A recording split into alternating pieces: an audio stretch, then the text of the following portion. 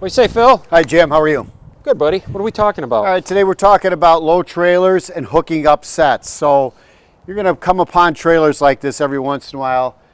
You recognize right away this trailer's lower than the one next to it.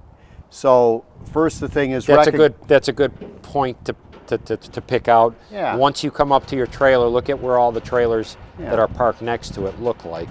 Okay. Right. Now if you back your dolly up to it and compare where these dolly forks are, you know, if you would put this dolly onto a trailer pintle hook, it's a little bit lower, so that's going to bring the pitch of the fifth wheel up a little bit more. Right. Right now, I think this is dangerous. Yeah, it's pretty close to look at how close this is to the back here. Right. This is bad news. This is borderline where you could possibly fork the trailer. We talk about forking a trailer because if you look at the back of a fifth wheel, kind of looks like a fork. Yep. And what happens is this is solid steel, right, Phil? That's pretty strong. That's not the part you go into. No. It'll slide up. It'll slide up because the way our fifth wheels are, they're on leaf springs. Yep. So if you put pressure on it going backwards, it will pitch and these forks will ride up the steel.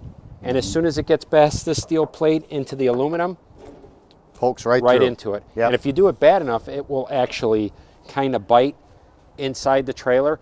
And the only way to get it out is with a wrecker. A wrecker has to come and kind of pick the dolly up and pull it out. Right. It's a crash. So what's the solution? Solution is when you go to drop, first thing you do when you're coming up, me personally, I know we've talked about this, we're looking at the trailers next to it. Compare the heights. To see what the front of your trailer looks like compared to the other trailers. You're going to get out, you're going to set your brakes, you're going to get out, you're going to come to the back. Before you even drop that dolly, you're looking at where is the back of your fifth wheel compared to the front of this. Correct. I could tell right now. Yeah. No go. I'm not chancing it with this one here. No go. So in a situation like that, you have two choices. You're either going to pull forward and drop the dolly. Yeah. Come back with the tractor, lift it up. You may even have to drop those airbags to get underneath it, depending on how low it is. Drop the airbags on the tractor, get underneath it, flip that airbag switch up to lift it up, and then lower that landing gear. I know you. I think you were going to say you would crank it up. Yeah, maybe. If it's an empty, maybe, depending on what it is. I don't like killing myself cranking it, even in low gear. You know, something like this that's close, if I know that if this is an empty, I will go back there and just use the landing gear and raise it up enough to get that fifth wheel underneath there that But like you're saying, if it's a load, why risk a shoulder or back injury? Exactly. You're better off. It's a pain in the ass, let's face it, but move the dolly to the side and then come back with the tractor. Sometimes, like you said, you're going to have to drop the airbags to get under it. Bring it up, set your brakes, get out, bring your landing gear down to a good level, pull the tractor out, rehook to the dolly, and bring it back under. Third option, if you're really lucky, there's a shifter driving by, and you can get a shifter to back underneath. And you just look at them and you go like this.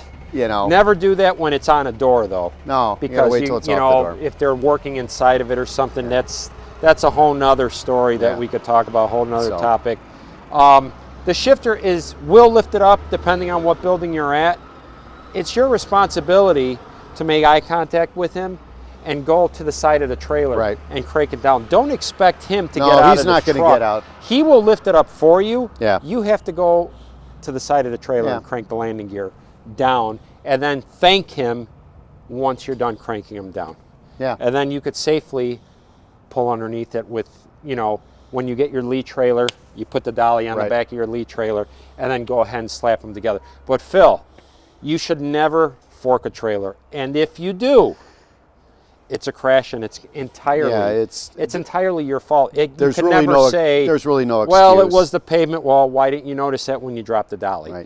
Right. There may be instances like when you say with pavement when you may need to pull that trailer to a different location. Right. You know, you back your dolly up and you're in a hole and you're thinking, I'm not going to be able to pull this dolly onto the front trailer. Then for sure you're going to drop the dolly, grab that box, move it to a flat location, a safer location, and then hook up. And then fortunately for us, we tend to be on runs that we go to the same locations.